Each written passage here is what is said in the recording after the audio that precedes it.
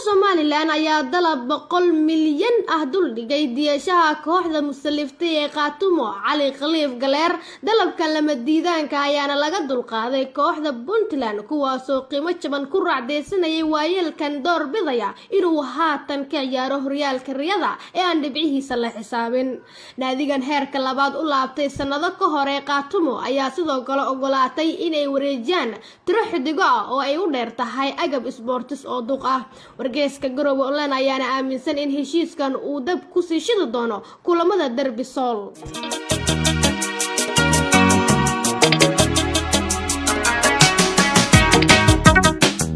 laba cisho ka hor gigida Banaadir Beach ayaa martigelisay tartan ka tirsan Olombikada caalamiga kooxda shabaab ayaana wajahay naadiga taagta daran ee qurba joogta oo milinkooda loogu martiyay kuwaas oo waayay dhowr xidig oo $300 ugu soo dalxiis tagay dalka horaantii isbuucan ayana ahayd markii naadigan aan macalinkooda la arag shabaab tartanka Olombikada qaybtiisa bootinta ay ka adkaadeen kooxda Puntland ciyaar ka dhacday masrax Gaalkacyo walow kooxda macalin gaas dhankeeda bilado badan ku hanteen qaybta orodada 400 mitir ee galgala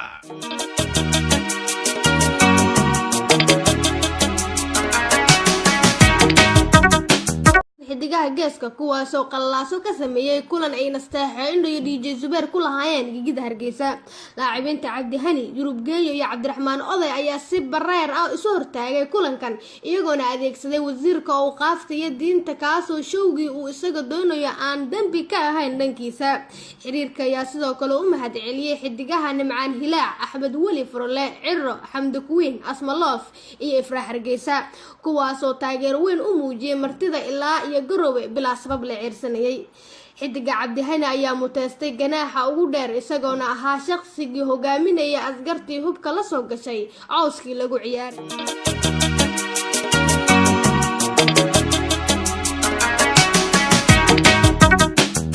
waxaa la baafinayaa xidiga caanka ee Qoomaal markii cid ugu wardambeysana wuxuu aaminsanaa in isaga iyo Maryan Mursal yihiin Shaaruqan iyo Kajal haddaba cid allaali cidii aragtay xidigaasi haatan dukaanka ka furtay xamar waxa laga codsanayaa in ay ku soo hagaajiyaan xarunteena bisha cas haddii uu iskala weyn yahana waxaad albaabka aqalkiisa ku wari kartaa dirac shabaha kan Maryan Mursal inaga dhaqdhaqaaqiisa sheeda karo kala socon doonay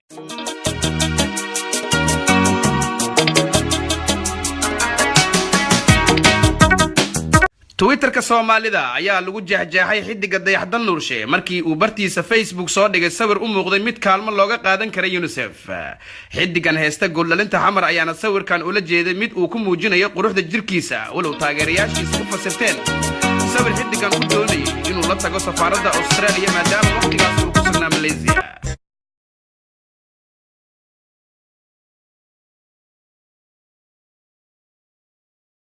laacibada Qamar Harawo ayaa ku soo laabatay tababarka caadiga ee kooxda xilli muddo 8 sano ah lagu qasbay in kaligeed la meeteeso xidigtan da'da ayaana isticmaashay maadada jirka kubcisa ee kokeenta kulan ay la ciyaaraysay Turkiga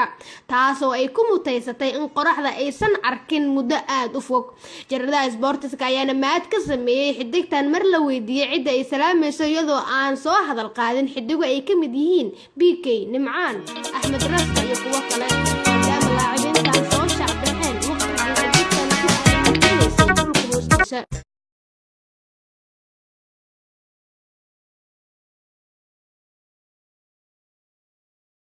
xidiga Habi Khaliif ayaa wajahaya fadeexooyin hor leh markii xagaagan uu sameeyay duulimaad ka badan kan dama jadiid xidigan nagu kala wad qosol mooda ayaana sameeyay dhowr falaay maalmo gudahood taasoo qobarada sportska durba garteen inuu isticmaalayo dakhligii ka soo xarooday tartankii walalaha afuri ee soo idlaaday bishii barakeysneed ee Ramadaanka tigidhada xilliga samarka oo aad qaali u ah ayaana toos ku shiishadaysa xidigan sadaqada ku raaxaysanaya xilliyada kuleelaha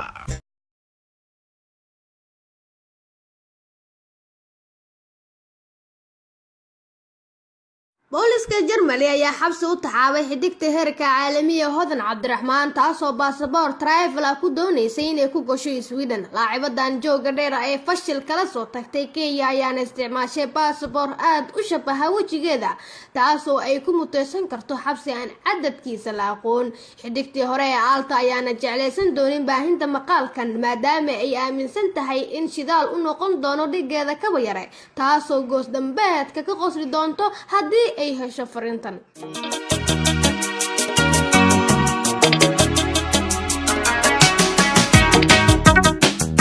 xidiga reer Holland isbitaal ayaa isbuucan la guddoonsiiyay bilada Maarta ee faanka abaalmarin ka dhacday jikadiisa loo ekeysiyay stuudiyaha. duqan orodka beenta ee fakataxda ka dheereeya Mo Farah ayaa fashil xoogan kala kulmay dhowr qof oo ku fahmay in qoraalka bartiisa uu ku sameeyay edit walow dadka ku cusub Facebook ay durba iska aamineen. jariirad ka soo baxda Poland ayaa ku doodaysa in haddii Mr. Isbitaal uu ku guuleysto bilad kale oo maar ah ay ina dhankooda soo gudbin doonaan dhowr xidig oo dhimirka la silsiladna kaga xiran tahay lugta kuwaas oo sii saadaaliyay dhacdooyinkii ka dhacay Belgium, Germany iyo Faransa bilihiina soo dhaafay.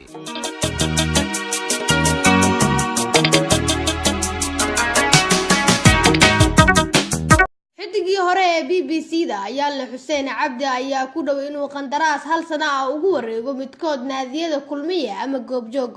Laacibka reer Maxaas ayaana ku fashilmay inuu boos joogto ah ka helo shaxda macallinkii hore ee BBC-da Yuusuf Garaad kaasoo inta badan ku mashquulsanaa soo saarista jooyarta Akadeemiyada Guriceel.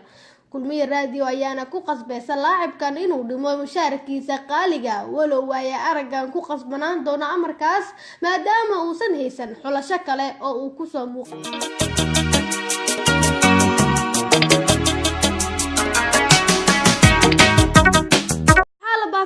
gudoomiyaha jaaliyada Finland Yaasiin Cabdi Raage barkii cid ugu wardambeysana wuxuu aaminsanaa in turjubaannimo iyo maqaaxisan buus oo sheer lagu darsado yihiin darajada ugu sareysa ee Yurub laga gaaro. Haddaba cid alaaliye cid aragti xidigaas aan jecleen horumarka cadaadada iyo dhuusamareeb waxa laga codsanayaa inay ka dhaadhiciyaan joojinta xifaaltanka ama waxa tusi kartaa sawir riyo kuna dheh waa cadaado isaga xanaaq dartiis berito shaqada uga joogi doonee.